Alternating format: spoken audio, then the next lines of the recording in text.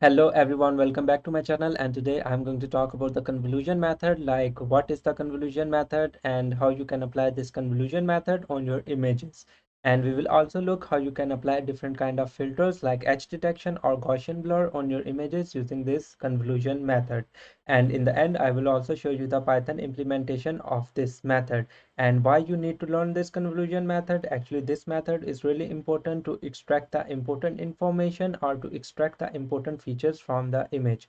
And this method is also the base of the neural networks and also the base of the segmentation process. And the next thing, we will look into the example of the convolution.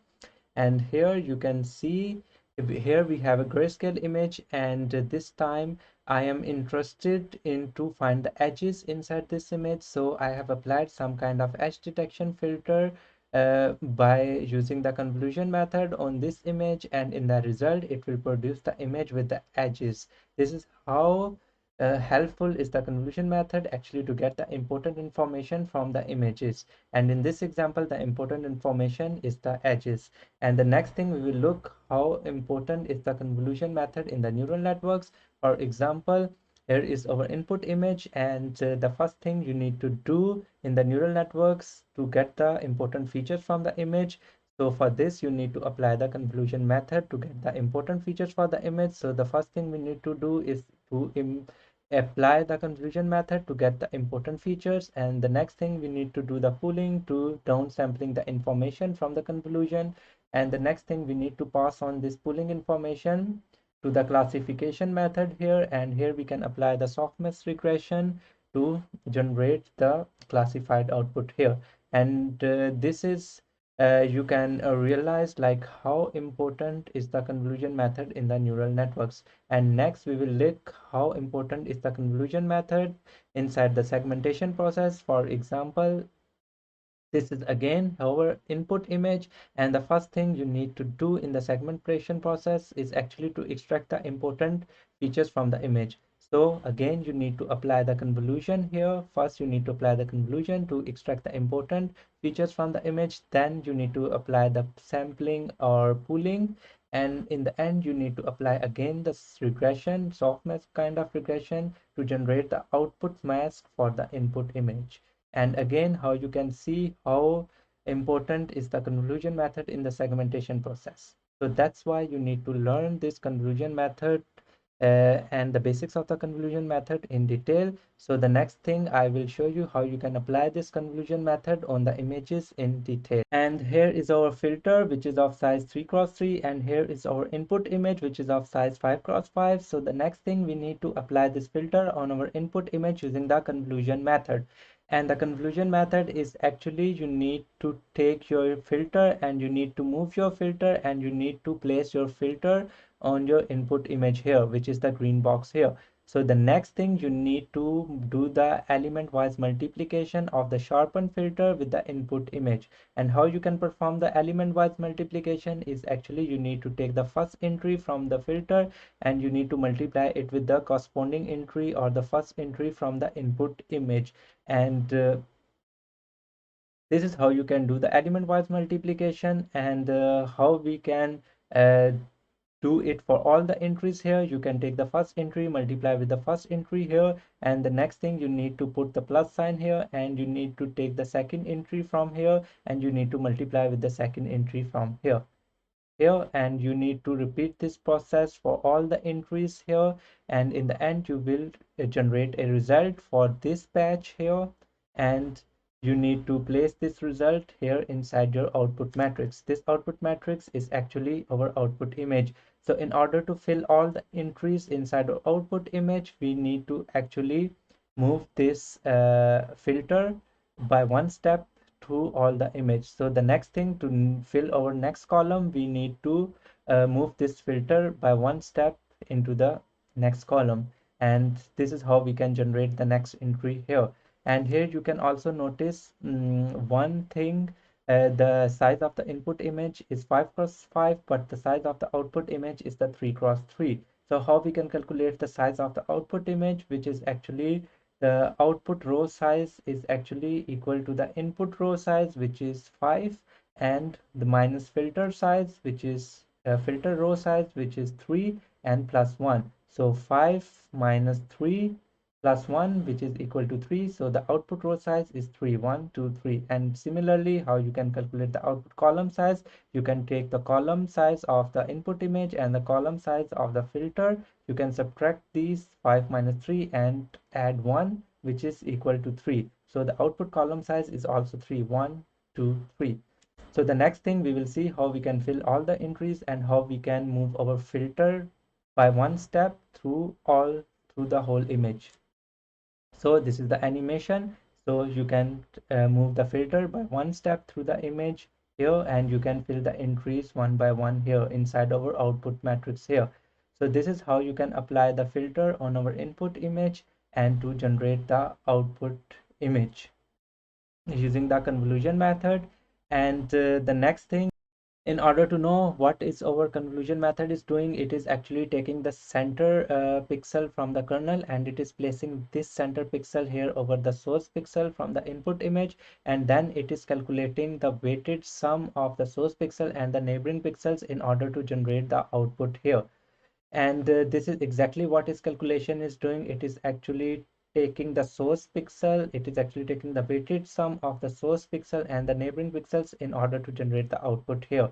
So this is how our convolution method is doing. Right now there is one problem with the convolution method, and the problem is this: like in the first step in the convolution method, we are actually taking this filter and we are placing this filter on the input image, which is the green box. And in the first step, our center of the kernel is actually looking at the pixel 6, and it is then replacing the minus 3 here. So in the you can see it is missing the border information here is around 3. It is missing this border information, and in order to produce the full size of output image and in order to lose no information here, we need to pass this center value through each of the element from the input image. And how we can do this? We can actually do this by extend our input image in by extend our input image in rows and columns. What we can do, we can take our filter here, we can move our filter here, and we can place this center element 5 first on 7, and then we can extend the border information by the neighboring pixels here, 7, 7, 7, 6, and 6. You can also replace the border information here with zeros. And the idea is, now my center element is actually looking here in the first element of the image, input image, and it will produce the first element of the output image. Right now it is missing the no border information in the output image. So now you can extend this idea. So now if I move my kernel by one step, and now you can see my center pixel is looking at 6 here, and now it will place the entry here. It is replacing this 6 here in the output image here with the value of 8 here. So this is how you can extend the input information and you can generate the output with all the information. And this is how you can move the kernel through each of your image and to fill all the boxes here in the output here. So this is how you can in order to sharpen the image, you can take the kernel, and this is the origin file, this is the center pixel. Now we'll move the center pixel through each of the element here from the input image 7, 6, and in the next step we will move this to center pixel through 6, and the next thing, in the next step we will move this center pixel through 5, and so on. So this is how you can generate the output with the full information. So this is how our convolution method is working. So the next step, I am going to show you the Python implementation of this method. And to implement the Python script, first of all, we need to install some important libraries, and the libraries we are going to use is the OpenCV Python library, and the next library we need is the NumPy library, and the last thing we need is the compiler where we can write our Python script. So to do this, you need to open your terminal, and to install the OpenCV for Python, you simply need to type pip install OpenCV and Python. This is how you can install the OpenCV for Python, and the next library we need is the NumPy library, and this is it. And the last thing we need is the compiler. So to write a Python program, if you already have your compiler in your system, so you don't need to install a new compiler, so you can simply write your Python program there. So for me, I'm going to use the JupyterLab. For me, I need to install the JupyterLab, so I need to type pip install JupyterLab, and after installing the JupyterLab, I am going to open the JupyterLab, so I can write my Python script there for the convolution method. So this is it, and the next thing, we are going to apply some convolution filters on this Goku image, and in the end we will compare the results from our algorithm to the results here from this website in order to make sure that what we are doing is right. And to implement our method, we need to create a new file with the Python 3 kernel. So first of all, we need to import the libraries we have already downloaded, and for this, the next library is the NumPy library, and this is it. And OpenCV and NumPy are imported successfully. So the next thing, we need to load our Goku image. For this, we need to type opencv.imread, and we need to call our Goku image. That's it. And the next thing, we are going to convert this image into the grayscale. For this, you need to type gray image equals to cv dot and cvt color, and you need to pass your image and the colors. So we need the color from bgr to gray, so you can simply type bgr and to gray. This is how you can convert the bgr to gray. And the next thing, we need to apply the kernel on this grayscale image. So to create a kernel, you need to type kernel and equals to, and here, and I'm going to create a kernel of size 3 cross 3, and I'm going to create the edge detection kernel of size 3 cross 3. So you need to fill the entries here, -1, -1, and -1, and it is a 3 cross 3, so you need to copy it here and paste it here and paste it here, and you need to replace this element by 8. So this is the 3 cross 3 edge detection kernel. So the next thing, we are going to apply this kernel on the grayscale image, and you can also apply this kernel on the BGR image. But the problem right now with the BGR image is the 3-channel image. So to apply the kernel on the 3-channel image, you also need the kernel with the 3 channels. So I will cover this thing with the BGR in my next tutorial in detail, but for now we will stick to the grayscale image with 1 channel. And so for 1 channel, we also need a kernel with the 1 channel. So the next thing, we are going to perform the convolution method to apply this kernel on the gray image. So we will create a convolution function. For this, you need to type def convolution, and you need to pass the image and your input image and your kernel here. And the next thing, first thing, we are going to write inside this function is the dimensions for the output image. And to get the right dimensions for the output image, I have told you the formula in my lecture. So we are going to use the same formula here. The formula is number of rows for the output image equals to number of rows in the input image, and uh, minus the number of rows in kernel, and plus 1. And for the column is the same. You just need to replace the row with the columns, and you can copy it here and paste it here.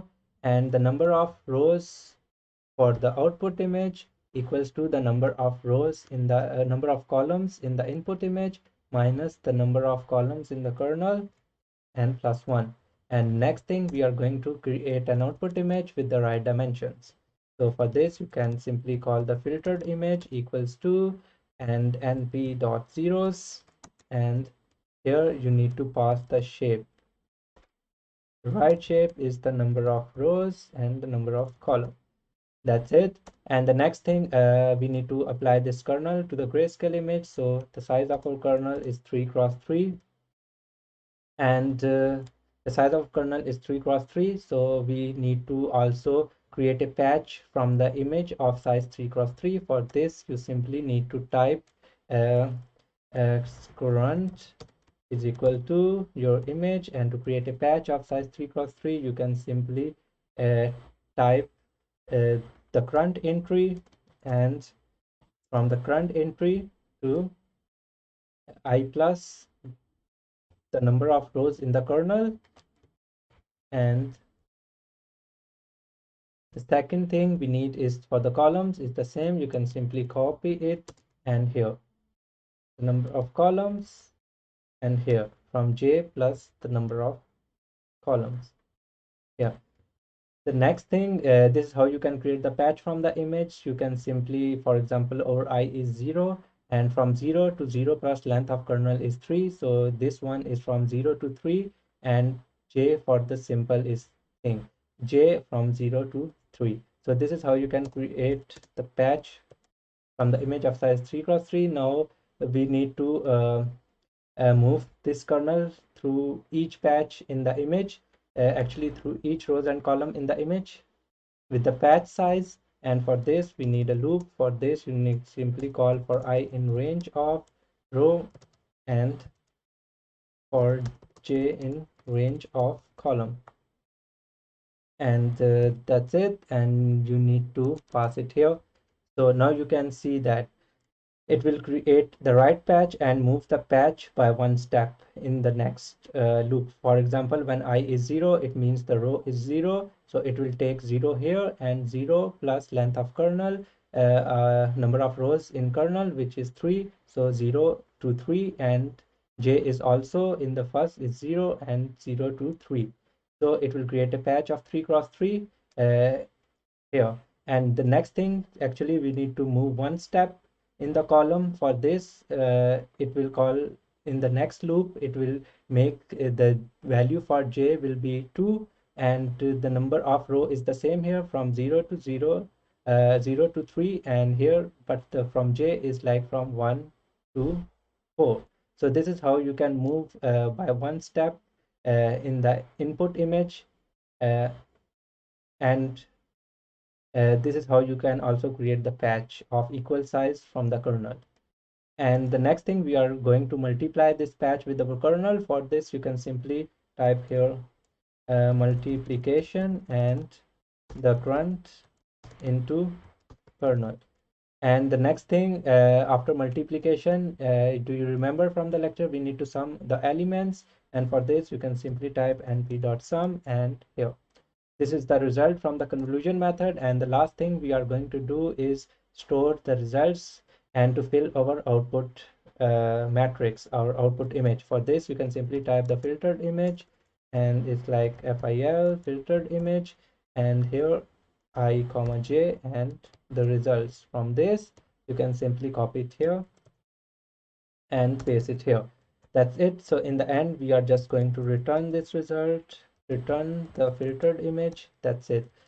This is how we can perform the convolution on the image using the kernel. And the next thing, we are going to see the output from this convolution method, and for this you need to call your function convolution, and you need to pass your target image, which is the gray image, and the target kernel, which is the kernel here, and to store the output from this function in the variable filtered image. That's it. So next thing, we are going to output this variable and show the filtered image in OpenCV. For this you need to call the function imshow, and you need to give the name for the window. One is the original image, and our original image is the gray image, and we need to copy it. And the next thing is the output is the filtered image, so you can simply type here filtered image, and you can also pass the filtered image here. And the last thing, we need to call the wait key function, and here 0. That's it. Now we will check our program, and I have already done this. So we have one problem here, which is here shape, we forget to write equal to here. That's it. Now we will run our program, and here the output are generated. This is our original image, the grayscale image of the Goku, and this is our the filtered image. Now we will compare the results of our filtered image with the here kernels. So we can simply here upload our Goku image, and we can apply the same kernel to make sure that what we got is right or wrong. So -1 and -1. And now you can open your filtered image, and you can see there is a lot of difference in both in these images. And the difference is because of the wrong type of the image, because we are using the wrong type of the image in the calculation.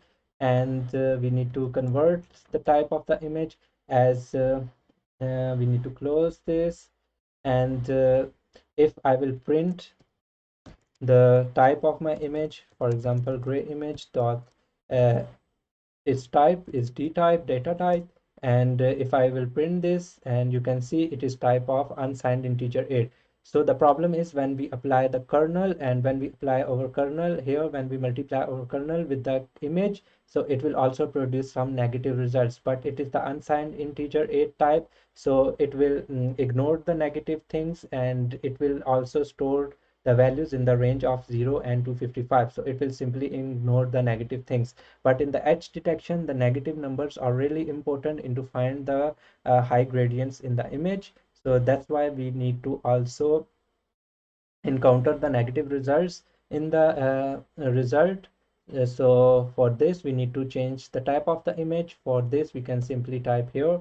We need to change it to grayscale. We need to actually change it to the float type. So to change the type, you need to call the s type function, and you need to pass here float 64, and the next thing, we are going to scale this image in between 0 and 1. That's it. Now everything is right. Now if I run my program again, I will restart my kernel, and I will run my program from the start, and here now the outputs are generated again. This is our original image, and this is our filtered image. Now you can compare the outputs from this website with our filtered image. As you can see, we have got the similar image, so it means now we have done everything is right. And the last problem in our convolution method is the border problem, and here we can see the border problem. For example, if I can print the size of my input image, which is the gray image, and dot its shape, and now I will also print the size of my output image, which is the filtered image, and the shape of the filtered image. So if I'm going to run this, you can see the dimensions of the input is something else, and the dimension of the filtered image is actually this. It is actually short from 2 pixels, and here from also 2 pixels from rows and from columns. So actually it will ignore the border values from left column. It will actually ignore the border values from left, right, top, and bottom. And to encounter this problem, we need to extend the our input image. And to extend our input image, we can simply call it here like gray image, and we can use this function from the OpenCV, which is cv dot copy make border, and in this we need to pass our image, which is the gray image. We need to extend its border from top, left, right, and bottom. And the next thing, we need to define the border type, and we are going to pass the constant value. For this, you need to call border constant, and here, and this one is the none, and the value we are going to pass is the 0. So this is how we can extend the border for the gray image, and that's it. And now we will produce the image of the equal size here. Now if I run my program here again, this and this, and this is the results, and this is the output result. Now you can also encounter the borders here. So this is it. This is the end of our today's tutorial. So in the next tutorial, I will show you how you can apply this method on the BGR images, on 3-channel images. And the next thing, if you like this video, please hit the like button, and also tell me in the comments if you like this video or not. And if you need some help, you can also write in the comments. And that's it. And see you in the next lecture. Bye bye.